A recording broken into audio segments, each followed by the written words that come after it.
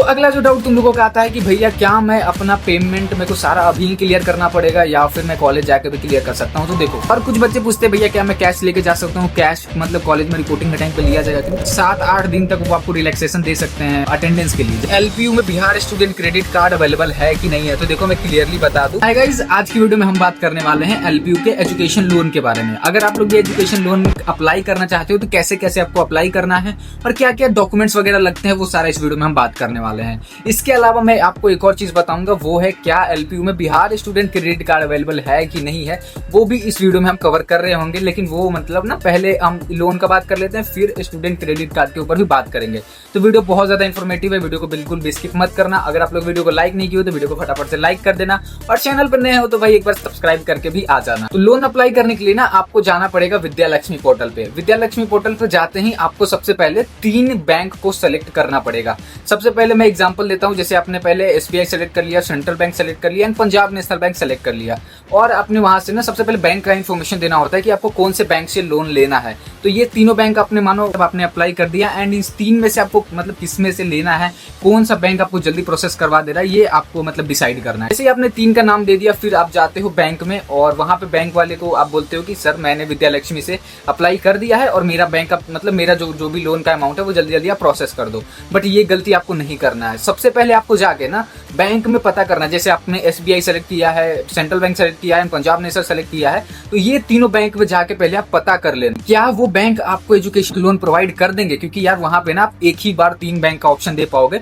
उसके बाद आप नहीं दे पाओगे। तो पहले ही कोशिश कर लेना कि बैंक वाले आपको कंफर्मेशन दे दे कि हमारे यहाँ से आपको लोन मिल जाएगा, वो ज्यादा बेटर रहेगा। फिर जाके आप अप्लाई करना। अब बिना जाने पहचाने अगर आप अप्लाई कर दोगे एंड वहां पे जाओगे एंड वो आपको मना कर दे कि नहीं हम लोन वगैरह नहीं प्रोवाइड करते हैं, तो वो ना मतलब थोड़ा आपके लिए दिक्कत हो जाएगा। ठीक है, तो कोशिश करना पहले जाके पता कर लो फिर लोन के लिए अप्लाई करना। तो उसके बाद बात करते हैं कौन कौन से डॉक्यूमेंट्स लगते हैं हमारे लोन के लिए। तो सबसे पहले देखो, आपको ना 10th 12th का जो भी मार्कशीट है, आपका आधार कार्ड, पैन कार्ड वगैरह तो वहां पे मांगेगा ही। उसके साथ साथ पेरेंट्स का भी डॉक्यूमेंट्स वगैरह मांग सकता है। तो डॉक्यूमेंट्स वगैरह तो उस पर मेंशन ही रहेगा कि आपको ये सारे डॉक्यूमेंट्स मतलब डालने हैं, तो वो सारा डाल के आप तुरंत वेरीफाई भी करवा सकते हो। उसके बाद आपका ऑप्शन आता है बैंक का ब्रांच चूज करने के लिए। जैसा कि मैंने बताया कि आप पहले जाके पता कर लेना, फिर जाके ये सारे प्रोसेसेस फॉलो करना।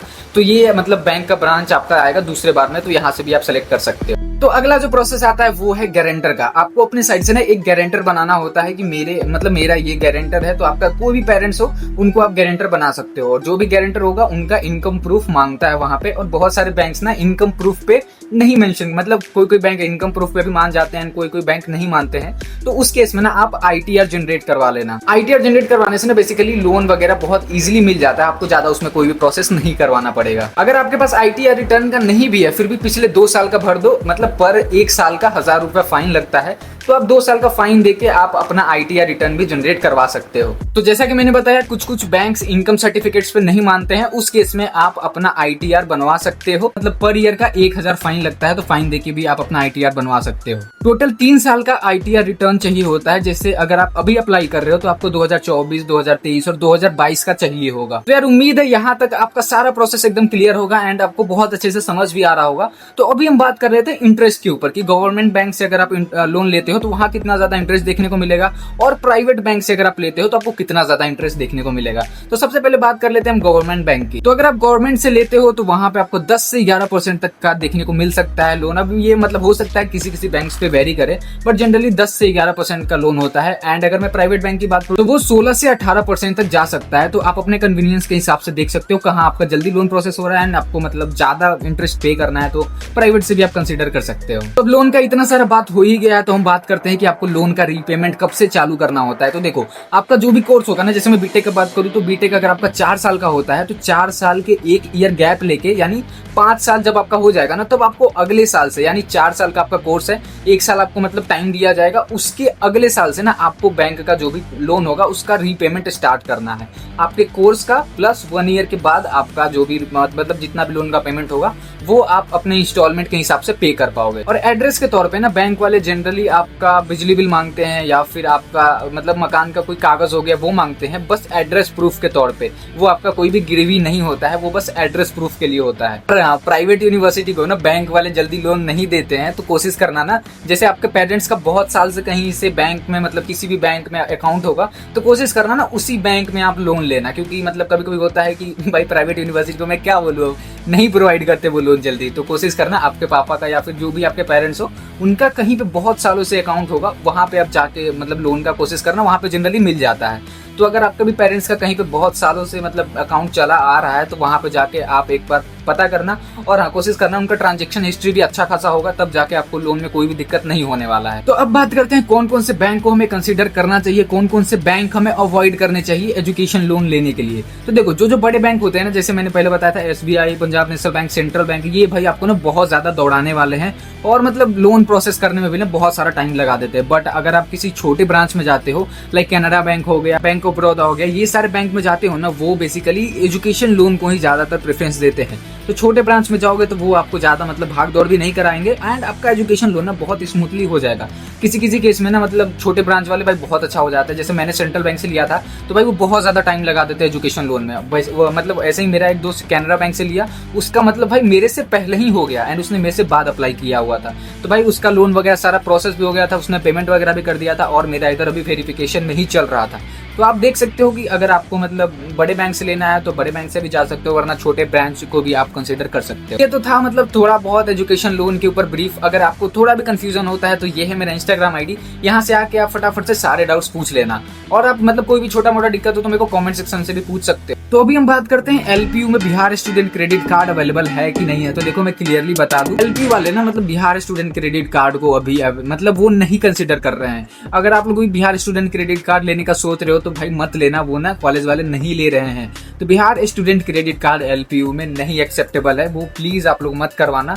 मतलब भाई मैं भी शुरू में वही गया था, वही करवाने गया था, बट मेरे को जैसे ही पता चला ना कि LPU वाले नहीं कंसीडर कर रहे हैं, तो बिहार स्टूडेंट क्रेडिट कार्ड अब LPU में नहीं कंसीडर किया जा रहा है। तो आप लोग भी लेने की सोच रहे हो तो मत लेना। तो यार ये तो था थोड़ा बहुत लोन वगैरह के बाद। अब कुछ जनरल डाउट्स के बारे में बात कर लेते हैं, जो आप लोग में से कमेंट सेक्शन में या फिर में से DM में पूछते रहते हो कि भैया मेरा लोन में ना अभी टाइम लगने वाला है, तो मतलब क्या मैं कॉलेज जाके मेरे को क्या करना पड़ेगा कि मेरा अटेंडेंस भी चलते रहे और मतलब मेरा इधर लोन का भी प्रोसेस होते रहे। तो देखो जिनका भी लोन का भी दिक्कत है ना, वो एक बार ना अपने काउंसलर से बात करो, या फिर जब आप रिपोर्टिंग में ही हो या फिर जब आप रिपोर्टिंग में जाने वाले हो ना, तो वहां पे ना आपको एक फॉर्म दिया जाएगा, ठीक है, जिस जो भी मतलब बेसिकली ना वो एनेक्स फॉर्म होता है, उसमें आपको एक फॉर्म भरना पड़ेगा। उसमें आप बताओगे कि मेरा एजुकेशन लोन है वो इतने टाइम में मतलब प्रोसेस होने वाला है। कॉलेज वाले ना बैंक वाले से एक बार कंफर्मेशन लेते हैं कि हाँ ये बच्चा का आपके यहाँ पे लोन चल रहा है क्या, तो वो कितने दिन में प्रोसेस हो जाएगा, वो दोनों आपस में बात कर लेंगे।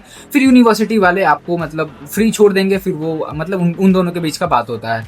फिर मतलब बेसिकली कॉलेज वाले आपसे भी पूछेंगे ही कि हाँ मतलब लोन वगैरह का क्या प्रोसेस है, तो वो सारा मतलब हो जाता है, ठीक है, टेंशन मत लेना। बट जनरली ना 7-8 दिन तक वो आपको रिलैक्सेशन दे सकते हैं अटेंडेंस के लिए। जैसे अगर आप रिपोर्टिंग कर रहे हो, अगर आप रिपोर्टिंग में ही हो तो भाई मतलब कोशिश करना कि वहां पे आप फॉर्म भर देना। अगर आपका लोन का भी जो भी इशू है तो आप वहां पे रिपोर्टिंग करने के बाद जो भी मतलब फॉर्म वगैरह होगा वो फिल कर देना, ताकि आपका अटेंडेंस वगैरह चालू रहे। मतलब जिनका बेसिकली लोन का इशू है, जिन्होंने पेमेंट कर दिया भाई उनको तो कोई इशू ही नहीं है, उनका तो एकदम मतलब वहां पे स्मूथ प्रोसेस होने वाला है। एंड जिनका लोन वगैरह का इशू है वो प्लीज अभी अपने काउंसलर से बात कर लेना। जो भी डाउट्स है प्लीज काउंसलर से ही बात करना, क्योंकि यार तुम हमसे भी पूछोगे ना तो मेरे को एग्जैक्ट चीजें नहीं पता होंगी।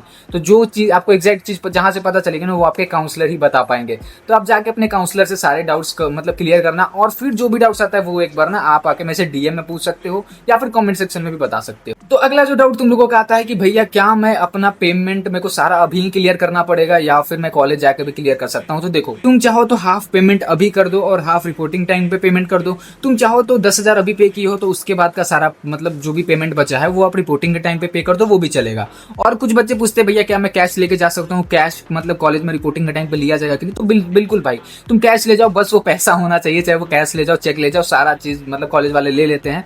तो भाई उम्मीद है कि भाई ये वीडियो आपको बहुत ज्यादा पसंद आया होगा। अगर वीडियो को मतलब वीडियो आपको थोड़ा भी इन्फॉर्मेटिव लगा हो तो वीडियो को लाइक कर देना, चैनल को सब्सक्राइब कर देना। मैं ऐसे ही इन्फॉर्मेटिव वीडियो बनाता रहता हूँ। तो भाई उम्मीद है ये वीडियो आपको पसंद आया होगा। मैं मिलता हूँ आपसे ऐसे ही किसी अगली वीडियो में, तब तक के लिए बाय बाय।